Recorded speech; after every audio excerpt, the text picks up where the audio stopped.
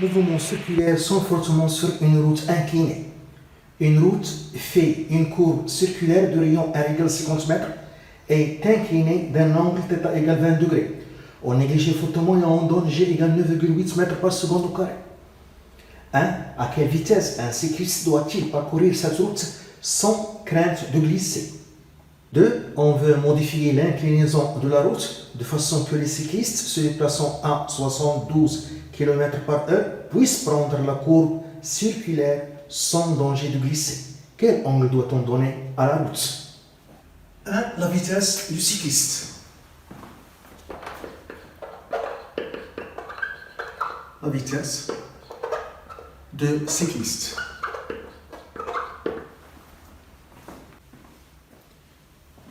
Le schéma, vu du dessus, le cycliste, représenté par son centre d'inertie G, de masse M, est en mouvement circulaire uniforme sur une route inclinée d'un angle θ.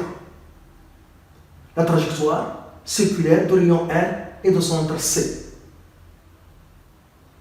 Le vecteur vitesse a pour sens le sens de mouvement et sa direction est tangente à la trajectoire. Puisque le mouvement est circulaire uniforme, on choisit le repère de freiner, qui est un repère de projection. Le repère de freiner a pour origine la position du G et a un vecteur unitaire U tangent à la trajectoire et a pour sens le sens de mouvement et un vecteur unitaire normal N, perpendiculaire à U. Ici, le schéma, vu de côté, au cours du mouvement, le cycliste est soumis à son poids P et à la réaction R. La normale, GC, à la trajectoire, orientée suivant N dans le repère de frein. Pour déterminer la vitesse du cycliste qu'il doit avoir pour parcourir cette route circulaire inclinée d'un angle θ, sans glisser, on applique la deuxième loi de Newton. Deuxième loi de Newton. Il y a de force P plus R est égal à M à G. Et on projette cette équation vectorielle dans le repère de frein, car on a un mouvement circulaire. Par projection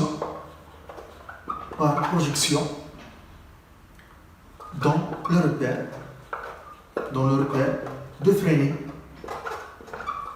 suivant la normale N, on écrit Pn plus Rn est égal à M à N.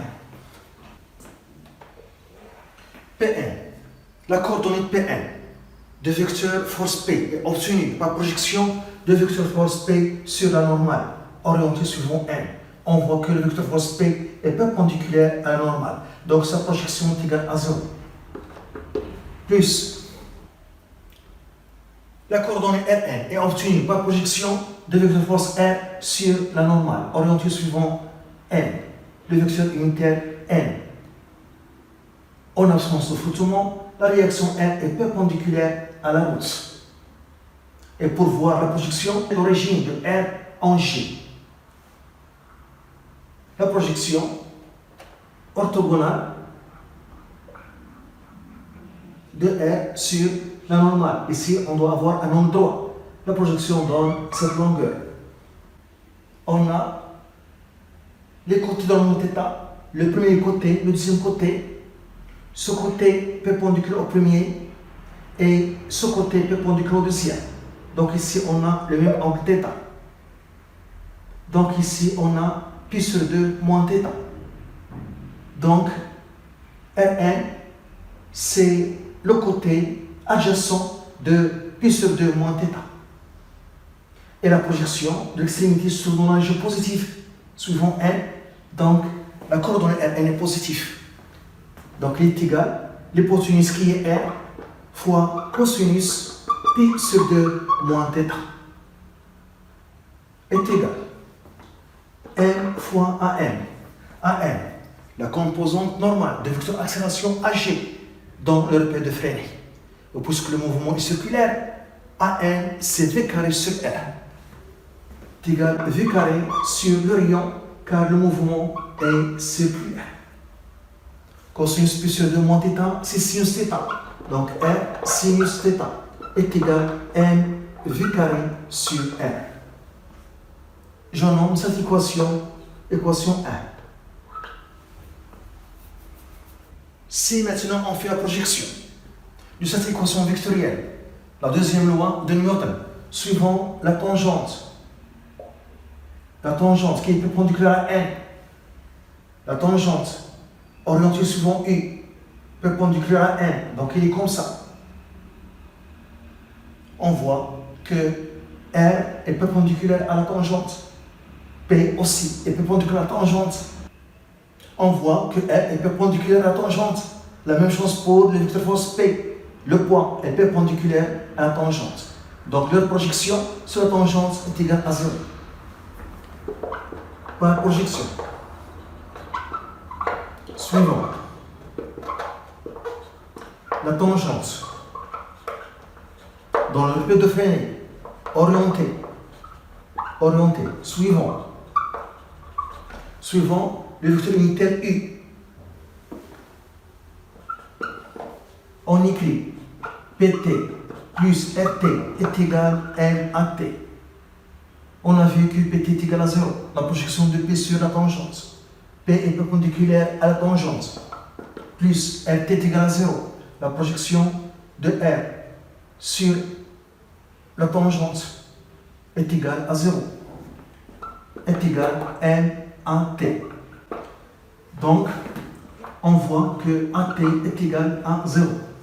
Et AT, c'est dV sur dt est égal à 0. Ce qui donne V est une constante. Donc, le mouvement est circulaire uniforme. Car la vitesse est constante et le mouvement est circulaire. Donc, le vecteur accélération AG, dans ce cas, est égal à N, vecteur unitaire N, plus un T, vecteur unitaire U. AT est égal à 0, donc le vecteur accélération AG est égal à N, vecteur unitaire N. AG, AN, c'est V carré sur R, car le mouvement est circulaire, N. Donc on voit ici, dans ce cas, où le mouvement est circulaire uniforme, le vecteur accélération AG est normal et centripète a pour sens le sens de N. Donc c'est vers le centre, on dit que AG est centripète. Et son module constant est égal à V carré sur R. Donc, dans le cas de mouvement circulaire uniforme, le vecteur accélération est centripète vers le centre, suivant N. Et a pour module V carré sur R qui est constant. Donc toujours pour un mouvement circulaire uniforme, le vecteur accélération AG et son centripète, son sens vers le centre de la trajectoire circulaire, comme le vecteur unitaire N. Et son module est constant et égal à V carré sur R. On cherche la vitesse V du cycliste pour qu'il parcourt cette route circulaire inclinée d'un angle d'état sans glisser. Il faut déterminer R. Pour déterminer R, on fait la projection de la deuxième loi de Newton sur l'axe OZ. Donc, par projection sur l'axe OZ, orienté suivant K vers le haut, vecteur unitaire K, vers le haut, on écrit PZ plus RZ est égal à MAZ. PZ est obtenu par projection de P suivant l'axe OZ. La projection donne toute la longueur, car le vecteur force P se trouve sur l'axe OZ, mais P et K en distance opposée. Donc PZ, la coordonnée PZ est négative, donc c'est moins MJ plus RZ est obtenu par projection de vecteur force R sur l'axe OZ. On projette l'extrémité sur l'axe OZ de façon avoir ici un angle droit. La projection sur l'axe OZ donne cette longueur. Ici se trouve l'origine de R. Dans cette longueur, qui est le côté adjacent de θ. Et la projection de l'extrémité se trouve dans la région positive. Donc, RZ est positif. Donc, c'est un cosinus θ est égal à Z. Le mouvement se fait dans un plan horizontal. Le mouvement est circulaire et se fait dans un plan horizontal. Donc, G ne se déplace pas suivant l'axe OZ. Pas de vitesse suivant l'axe OZ. Donc, pas d'accélération sur l'axe OZ. Car le mouvement est circulaire uniforme, plan. Donc, R cosinus θ est égal à 1 fois G. Je nomme cette deuxième équation l'équation 2. Je calcule le rapport 1 sur 2. Ça signifie ce membre sur ce membre est égal à ce membre sur ce membre. Ce membre sur ce membre, on simplifie par R, et sinus θ sur cosinus θ, c'est tangente θ. Tangente θ est égal. Ce membre sur ce membre, on simplifie par R, on obtient V au carré sur G fois R. Donc la vitesse qu'on cherche, V au carré est égal à G fois R fois tangente θ. Donc V est égal à la racine de G fois R fois tangente θ. Donc le mouvement du cycliste est circulaire uniforme à condition que sa vitesse V soit égale à la racine de G fois R fois tangente θ. Application numérique. V est égal à la racine G 9,8 R 50 tangente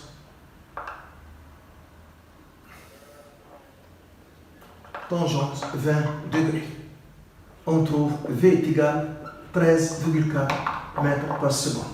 Donc le mouvement du cycliste est circulaire uniforme à condition que sa vitesse V soit égale à 13,4 mètres par seconde. Si la vitesse du cycliste V est supérieure à 13,4 mètres par seconde, si sa vitesse augmente et dépasse cette valeur 13,4 mètres par seconde, on voit ici que lorsque la vitesse augmente, R augmente. G est une constante, θ est un nombre constant. Lorsque la vitesse augmente, R augmente. Et ça signifie, si on dépasse cette valeur, 13,4 mètres par seconde, le rayon augmente. Ça signifie que le cycliste glisse vers le haut.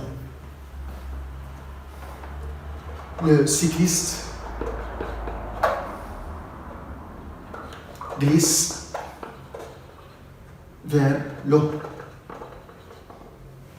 Si sa vitesse V est inférieure à 13,4 mètres par seconde, si sa vitesse diminue et devient inférieure à 13,4 mètres par seconde, on voit ici que lorsque la vitesse diminue, R diminue. G est constante, θ est un nombre constant.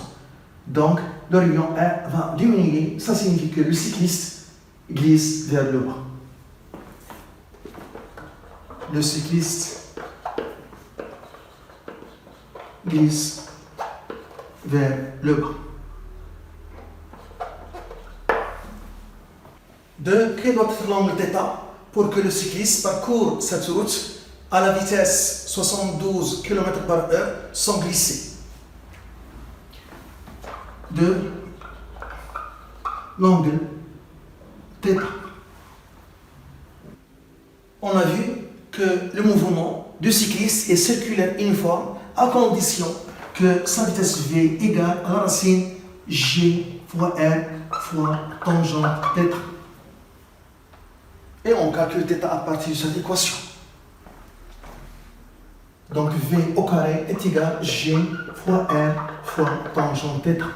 Donc tangente θ est égal à V au carré sur G fois R. On a V 72 km/h. On fait la conversion en mètres par seconde. 72 fois 10 أس 3 mètres. 1 heure, c'est 3600 secondes. On trouve V est égal à 20 mètres par seconde. Donc, application numérique, tangente θ est égal à 20 au carré G 9,8 R50 égal. On trouve 0,82. Θ est égal à tangente moins 1, 0,82. On trouve θ est égal à 39 degrés. Donc, il faut donner à cette inclinaison l'angle θ égale à 39 degrés pour que le cycliste parcourt cette route en mouvement circulaire uniforme à la vitesse 72 km/h sans glisser.